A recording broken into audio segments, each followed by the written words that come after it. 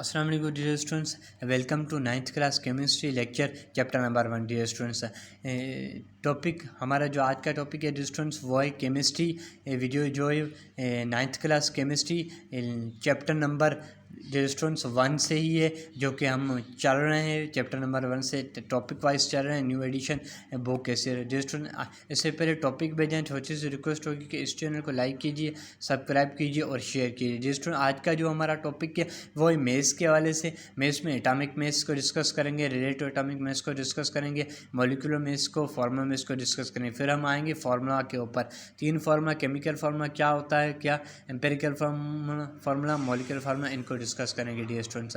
इन चीज़ों को स्टार्ट करते हैं डियर स्टूडेंट एटॉमिक मास से। डियर स्टूडेंट, एटॉमिक मास क्या होता है? एटॉमिक मास जो है वो सम में किस चीज़ का, number of proton and number of neutrons क्या होता है, न्यूक्लियस होता है डियर स्टूडेंट्स। न्यूक्लियस होता है, उस न्यूक्लियस के अंदर डियर स्टूडेंट्स, न्यूक्लियस के अंदर number of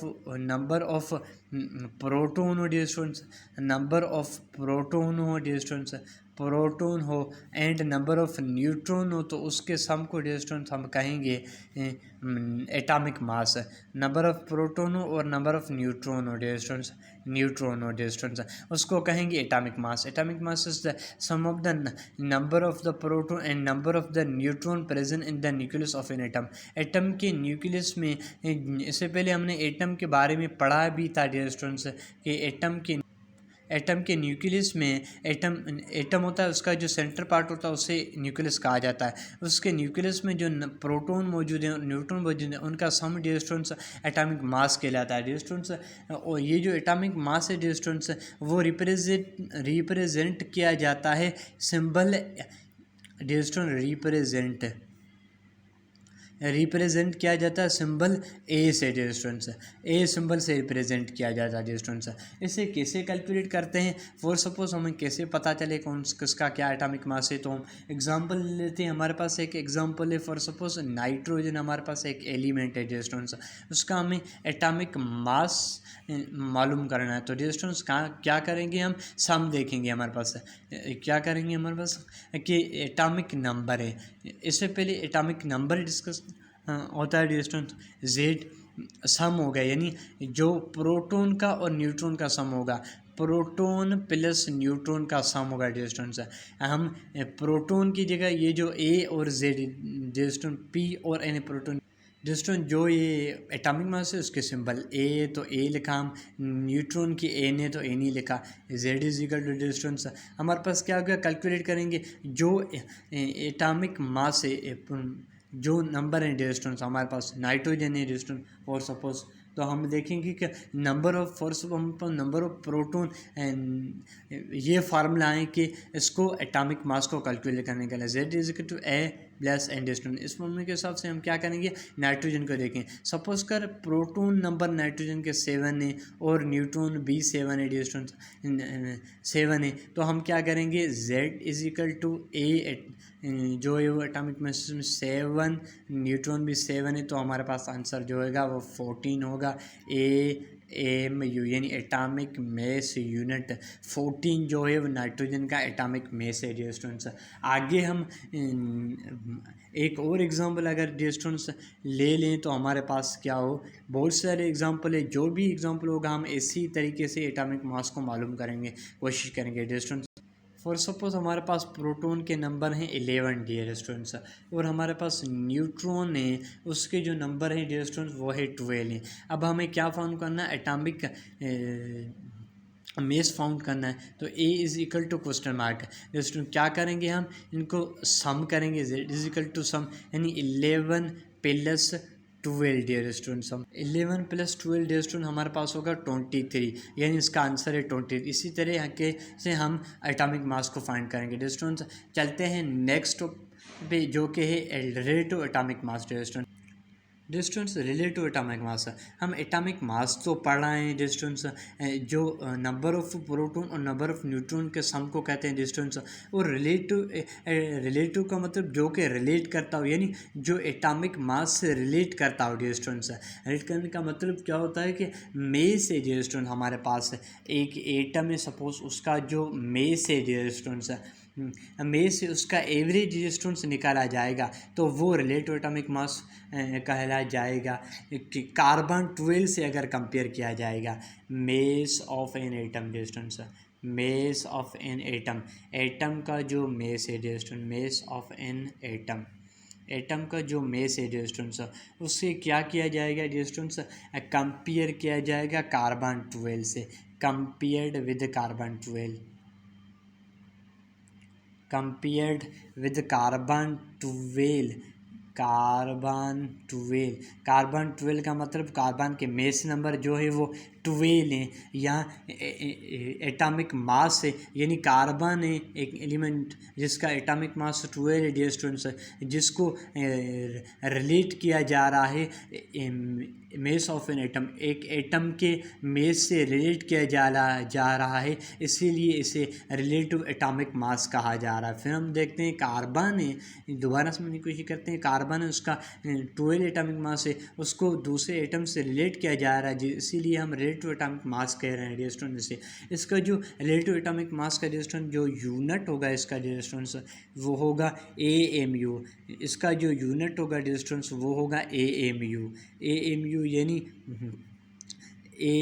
atomic mass unit, atomic mass unit, atomic mass unit होगा डिस्टेंस, उसको लिखा जाएगा अगर हम देखें तो ए स्मॉल एम और स्मॉल यू, AM यानी एटॉमिक मेस यूनिट डिस्टेंस, ये है रिलेटिव एटॉमिक मास। दोस्तों अभी मॉलिक्यूलर मेसिस, दोस्तों मॉलिक्यूलर मेसिस क्या होता है, मॉलिक्यूलर मेसिस का मतलब मॉलिक्यूल का मेस क्या होता है दोस्तों, हमने एटॉमिक मेस पढ़े हैं दोस्तों। मॉलिक्यूल मेस का मतलब मॉलिक्यूल का मेस देख लेते हैं। एटॉमिक मेसिस क्या है, हम पढ़ चुके हैं कि प्रोटॉन और न्यूट्रॉन का सम को कहते हैं एटॉमिक मेसिस डिस्टेंस, उन प्रोटॉन न्यूट्रॉन के सम को एटॉमिक मेसिस कहते हैं। क्या होता है डिस्टेंस, अब हमारे पास जो एटॉमिक मेसिस है डिस्टेंस, हमारे पास एक मॉलिक्यूल है, सपोज एक मॉलिक्यूल में डिस्टेंस हमारे पास जो एटॉमिक मेसिस होंगे, एक मॉलिक्यूल में जो एटॉमिक मेसिस होंगे डिस्टेंस, एटॉमिक मेसिस होंगे, उनका अगर सम किया जाएगा डिस्टेंस तो उसे मॉलिक्यूलर मेस कहा जाएगा। सपोज एग्जांपल ले लेते हैं हम, एग्जांपल ले लेते हैं, हमारे पास एग्जांपल में है रेजिस्टेंस ले लेते हैं CO2, क्या है इस ये मॉलिक्यूल है सपोज एक, इसमें जो एटॉमिक मेसिस के सम करेंगे, ये हमारे पास एक एलिमेंट है डिस्टेंस, इसका जो कार्बन एलिमेंट इसका जो एटॉमिक मेस है वो 12 है डिस्टेंस प्लस क्या 12, और जो हमारे पास ऑक्सीजन एलिमेंट है डिस्टेंस उसका जो एटॉमिक मास है वो 16 है डिस्टेंस, और ये जो 2 है वो ऑक्सीजन से मल्टीप्लाई हुआ पड़ा है, इसीलिए हम ऑक्सीजन के 16 एटॉमिक मासेस हैं तो 16 से मल्टीप्लाई करेंगे, 16 को 2 से मल्टीप्लाई करेंगे डिस्टेंस, हमारे पास दोस्तों हमारे पास जो सम होगा वो होगा 44, यानी जो एटॉमिक मासेस हैं इसके एटॉमिक मासेस का जो सम है डिस्टेंस वो है 44, जो कि मॉलिक्यूलर मेस कहलाएगा डिस्टेंस, जो कि मॉलिक्यूलर मेस कहलाएगा डिस्टेंस। दोस्तों नेक्स्ट एग्जांपल देख लें हम तो हमारे पास है H2O, जो कि केमिकल फॉर्मूला है, मॉलिक्यूलर फार्मूला है वाटर का डिस्टेंस है, इसको देख लें हम। इसमें हम देखें कि ये हाइड्रोजन एक एलिमेंट है, इसका जो एटॉमिक मास है वो 1 है डिस्टेंस, प्लस करें डिस्टेंस, प्लस से पहले ये जो 2 है वो हाइड्रोजन से मल्टीप्लाई बाय 2, फिर प्लस ऑक्सीजन है, ऑक्सीजन एलिमेंट है, इसके एटॉमिक मास 16 है, तो हमारे पास जो होगा डिस्टेंस इन 1 को मल्टीप्लाई करेंगे 2 से तो डिस्टेंस हमारे पास 3 आएगा, प्लस करेंगे 16 से तो 16, 17, 18 डिस्टेंस